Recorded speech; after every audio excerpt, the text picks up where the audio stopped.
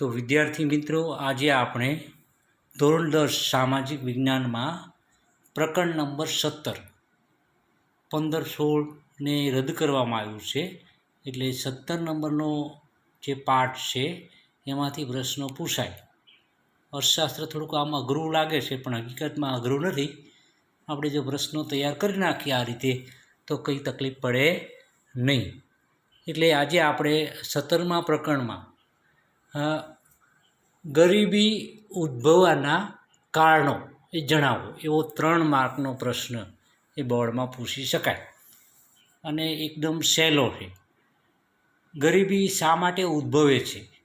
આપણા દેશમાં ખાસ કરીને વિકાસશીલ અર્થતંત્ર વિકાસશીલ દેશોમાં ગરીબીનું પ્રમાણ શા માટે વધારે છે એના વિશે આપણે વાત કરવાના છે.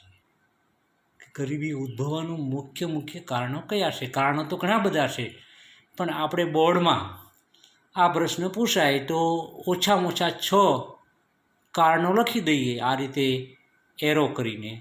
તો 6 જો સાચા કારણો લખ્યા હોય તો આપણને પૂરેપૂરા 3માંથી 3 માર્ક મળે. એટલું બધું અઘરું નથી અર્થશાસ્ત્રના પ્રકરણોની આપણે એ વધારે ચર્ચા કરવાના છીએ. ખાસ કરીને જે પ્રશ્ન બોર્ડમાં પૂછાય તેવા હોય એની. એટલે આજનો એ મુખ્ય પ્રશ્ન છે, ગરીબી ઉદ્ભવવાના કારણો જણાવો. બોર્ડમાં આ પ્રશ્ન પૂછી શકાય. તો પહેલું જ આપણે કૃષિ ક્ષેત્રનો અપૂરતો વિકાસ. ભારત જેવા દેશમાં તો 60%થી વધારે લોકો એ ખેતીવાડીના કામમાં રોકાયેલા છે, ખેતીમાંથી એની આજીવિકા મેળવે છે. એટલે ભારત જેવા દેશમાં આજે પણ એ આધુનિક ઢબે અને કૃષિ ક્ષેત્રમાં પાયાની સુવિધાઓ, મતલબ કે જમીન સુધારણા, વીજળી, પાણીની સુવિધા, આ એની પાયાની સુવિધા કહેવાય, એવી બધી જગ્યાએ મળતી નથી. અને એને કારણે એ ગરીબીમાં વધારો થાય છે. કારણ કે ભારત જેવા દેશમાં તો વધુને વધુ લોકો ખેતીના કામમાં રોકાયેલા છે, કૃષિ. અને એને કારણે એ કૃષિ ક્ષેત્રનો અપૂરતો વિકાસ છે. બધી જમીનને બધા જ સાધનો, મૂળભૂત સાધનો મળી રહેતા હોય, પાયાની સુવિધાઓ મળતી હોય તો વર્ષમાં 3 પાક લઈ શકાય અને વધુને વધુ લોકોને કામ મળે. એટલે કૃષિ ક્ષેત્રનો અપૂરતો વિકાસ એ ગરીબી ઉદ્ભવવાનું એક મહત્ત્વનું કારણ છે. બીજું છે વૈકલ્પિક રોજગારીની તકોનો અભાવ. વિકલ્પ, ખેતીવાડીમાં કામ ન મળે તો બીજું ન મળે તો ત્રીજું, આ એના વિકલ્પ કહેવાય. આપણે ગામડામાં જોઈએ છે તો ખેતી સિવાય બીજો વિકલ્પ લોકો પાસે નથી હોતો લગભગ. અમુક જગ્યાએ શહેરથી નજીક ગામડા હોય તો એનો લાભ મળતો હોય, કદાચ કારખાનામાં કે બીજા કોઈ વ્યવસાય ધંધામાં. પણ ખાસ કરીને દૂરના અંદરના ગામડાઓ, મોટાભાગના ગામડાઓમાં એ રોજગારી એટલે આવક મેળવવા માટેનું કૃષિ સિવાયનું બીજું સાધન એ બહુ ઓછું હોય છે. અને એને કારણે ચોમાસામાં અને ખાસ કરીને શિયાળામાં કામ મળે અને ઉનાળામાં પિયત ન થાય તો એના કારણે ખાસ કરીને એમાં કામ કરનારા લોકોને કામ મળે નહીં, એટલે ગરીબીમાં વધારો થાય. ટૂંકમાં વૈકલ્પિક રોજગારીની તકોનો અભાવ ને કારણે પણ ગરીબીમાં વધારો થાય છે. આગળ જોઈએ આપણે તો ગ્રામીણ ક્ષેત્રમાં જરૂરી જ્ઞાન, શિક્ષણ, કૌશલ્ય અને તાલીમનો અભાવ હોય છે. ગ્રામીણ ક્ષેત્રમાં ખાસ કરીને આજે તો તમે જુઓ, અદ્યતન ખેતીમાં શિક્ષણ ખૂબ જરૂરી છે. આધુનિક ખેતી કરવી હોય તો એમાં પણ શિક્ષણની જરૂર છે. અને ખાસ કરીને ગ્રામીણ ક્ષેત્રમાં આવા શિક્ષણ અને અલગ અલગ કામ કરવાનું કૌશલ્ય જે હોવું જોઈએ અને તાલીમ જે લોકોને મળવી જોઈએ એ મળતી નથી. અથવા સરકાર દ્વારા ખાસ કરીને ખેડૂતોને તાલીમ માટે એ વ્યવસ્થા કરવામાં આવે છે, પણ બધા લોકો આનો લાભ લેતા નથી. મૂળ કારણ છે અભણ. ત્યાર પછી ગરીબી ઉદ્ભવવાનું આગળનું મહત્ત્વનું કારણ છે જ્ઞાતિ પ્રથા. રૂઢિઓ, પરંપરાઓ, આ એની પાછળ બિન ઉત્પાદકીય ખર્ચાઓ, જ્ઞાતિપ્રથા એ ભારતમાં આપણે જોઈએ છીએ. રૂઢિઓ, જૂની પુરાણી રૂઢિઓ કે પિતા કે દાદાનું મૃત્યુ થયું તો હવે એની પાછળ એ કારજ કરવું પડશે, જેને મૃત્યુ ભોજ કહેવામાં આવે છે.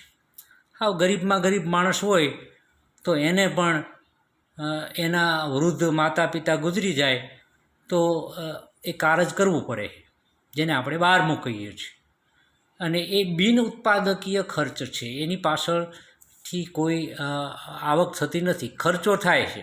ઘણી વખત તો આપણે જોઈએ છીએ ગામડામાં આવા ગરીબ માણસો વધુ દેણામાં એ ડૂબી જાય છે, કારણ કે એના સગા સંબંધીઓ, એની જ્ઞાતિના લોકો કહે છે કે તમારે આ તો કરવું જ પડશે, આ ન કરીએ તો એ ન ચાલે. એટલે પરાણે એ આવું મૃત્યુ ભોજ કરાવે છે અને એને કારણે ઘણા બધા ગરીબ લોકો વધારે ગરીબ બને છે, વધારે ખર્ચા કરવા પડે છે અને એ બિન ઉત્પાદકીય ખર્ચા છે. દાખલા તરીકે ખેતીની સુધારણા માટે ખર્ચો કરે તો એને વળતર મળે. એની ખેતી કદાચ એની ખેતીની જમીન બહુ સારી ન હોય તો એને ખેડીને, એના પથ્થર કાઢીને, એમાં ખાતર ઉમેરીને, કાળી માટી ઉમેરીને એ ખર્ચો કરે તો એ ઉત્પાદકીય ખર્ચો કહેવાય, કારણ કે બીજા વર્ષે એમાં ઉત્પાદન વધવાનું છે. જ્યારે મોટા ભાગે તમે જુઓ આપણા દેશમાં પરંપરાઓ પાછળ બિન ઉત્પાદકીય ખર્ચ કરવામાં આવે છે, જેનું કોઈ વળતર આપણને મળતું નથી. એમાં આ વ્યક્તિ હોય, કુટુંબ હોય, કોઈ સંસ્થા હોય કે સરકાર હોય, જે લોકો આ રીતે બિન ઉત્પાદકીય ખર્ચા કરે છે એ હંમેશા એ નુકસાન એને જાય છે, એ ગરીબીમાં વધારો થાય છે. આપણે અહીંયા એ સિસ્ટમ છે અને એને કારણે એ ગરીબીમાં વધારો થાય છે. આગળનું કારણ જોઈએ, ગરીબી ઉદ્ભવવાનું કારણ. નિરક્ષરતાને કારણે શોષણ થાય, સરકારી યોજનાનો લાભ એ ઉઠાવી ન શકે. નિરક્ષરતા એટલે અભણ.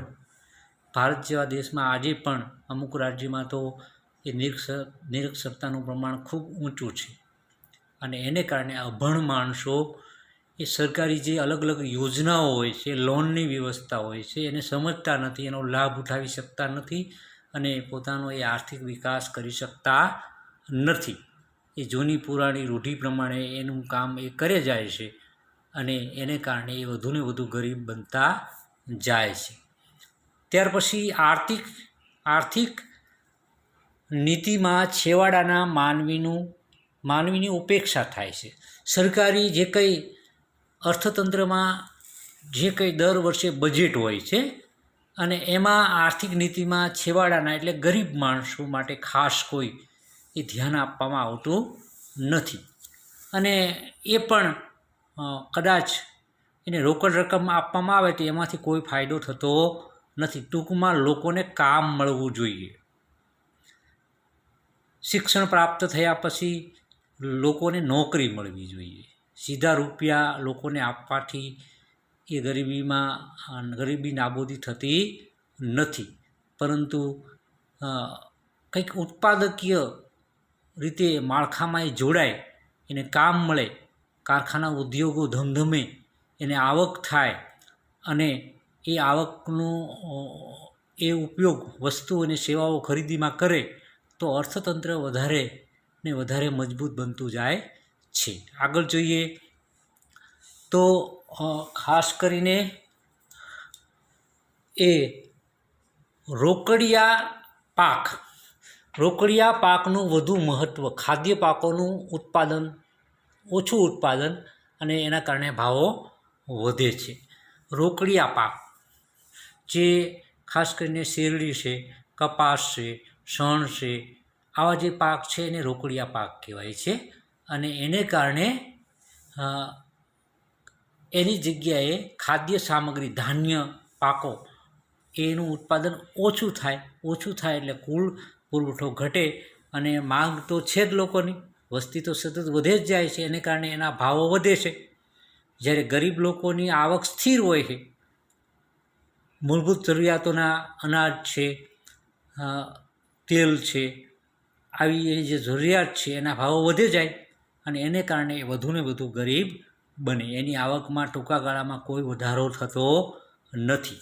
આગળનું કારણ જોઈએ ગરીબી ઉદ્ભવવાનું, તો ટેકનોલોજીના ફેરફારો આવતા પરંપરાગત વ્યવસાયો ભાંગી પડ્યા. નવી નવી ટેકનોલોજી આવી અને એને કારણે એ નાના નાના જે કુટીર ઉદ્યોગો હતા ગામડામાં એ ભાંગી ગયા. કારણ કે આધુનિક ટેકનોલોજી, મોટા મોટા યંત્રો અને અનેક ગણું ઊંચી ગુણવત્તાવાળું ઉત્પાદન, અને એને કારણે નાના નાના જે ગામડામાં કુટીર ઉદ્યોગો હતા એ ભાંગી પડ્યા. લોકો બેકાર બન્યા. બેકાર બને, ગરીબ બને. બેકાર બને મતલબ કામ ન મળે. કામ ન મળે તો આવક બંધ થઈ જાય, અને આવક બંધ થાય તો એ ગરીબ થાય, અને ગરીબ થાય તો બીજી અસામાજિક પ્રવૃત્તિઓ અને બીજી બધી દેશને નુકસાન કરતા બાબતોમાં વધારો થાય, વૃદ્ધિ થાય. ત્યાર પછી આગળનું કારણ જોઈએ તો વસ્તી વૃદ્ધિ વધ્યો. વસ્તી વૃદ્ધિ દર વધ્યો. પહેલાં કરતાં એ વસ્તી સતત વધે જાય છે. સામે વિજ્ઞાન અને ટેકનોલોજી, મેડિકલ સુવિધાઓ, શિક્ષણમાં વધારો થયો. એને કારણે મૃત્યુદરમાં એ ઘટાડો થયો, મૃત્યુદર ઘટ્યો. અને આ બંને કારણોને લીધે સરેરાશ આયુષ્યમાં વધારો થયો. પહેલાં કરતાં આજે લોકોની સરેરાશ આયુષ્ય વધે છે, જેને કારણે કુલ વસ્તી એ વધુ રહે છે, અને વધુ હોવાને કારણે જેને ખાસ કરીને મૂળભૂત જરૂરિયાતો અને એને જે કામ મળવું જોઈએ એ મળતું નથી. અને તેથી શ્રમની કુલ માગ કરતાં શ્રમનો પુરવઠો વધ્યો અને બેકારી વધી. કારણ કે આજે આપણે જોઈએ દરેક ક્ષેત્રમાં એક તલાટીની જાહેરાત હોય તો લાખોની સંખ્યામાં ફોર્મ ભરાય છે. શિક્ષકોની ભરતી હોય તો લાખોની સંખ્યામાં ફોર્મ ભરાય છે. એનો મતલબ એમ થયો કે જેટલી જગ્યાઓ છે એના કરતાં નોકરી મેળવનારા લોકો વધુ છે. એનું મૂળ કારણ છે વસ્તી વૃદ્ધિ દર વધ્યો, મૃત્યુ દર ઘટ્યો અને આયુષ્યમાં સરેરાશ વધારો થયો. અને એને કારણે વસ્તી સતત વધે જાય છે, અને સામે જેટલી આપણે જગ્યાઓ, કામની જગ્યાઓ ઊભી કરી શકતા નથી, અને એને કારણે એ ગરીબીમાં વધારો થાય છે. આમ વિદ્યાર્થી મિત્રો, ગરીબી ઉદ્ભવવાના ઘણા બધા કારણો છે. આપણે 6 થી 8 એ કારણો યાદ રાખીએ અને પરીક્ષામાં પોઈન્ટ ટુ પોઈન્ટ આ રીતે લખીએ તો હું નથી માનતો કે તમારો એક પણ માર્ક્સ કપાય. પૂરેપૂરા માર્ક્સ તમને મળે, પણ એ માટે મહેનત કરવી પડે, લખવું પડે, સમજવું પડે, વિચારવું પડે, વાંચવું પડે. ફક્ત વાંચન કરવાથી એટલું બધો લાભ થતો નથી, પણ રોજે રોજ કોઈ એક પ્રશ્ન વાંચીને પછી જોયા વગર એ પ્રશ્નના જવાબ લખવાનો પ્રયાસ કરીએ તો એમાં વધુને વધુ આપણને સફળતા મળે. જય હિન્દ, જય ભારત.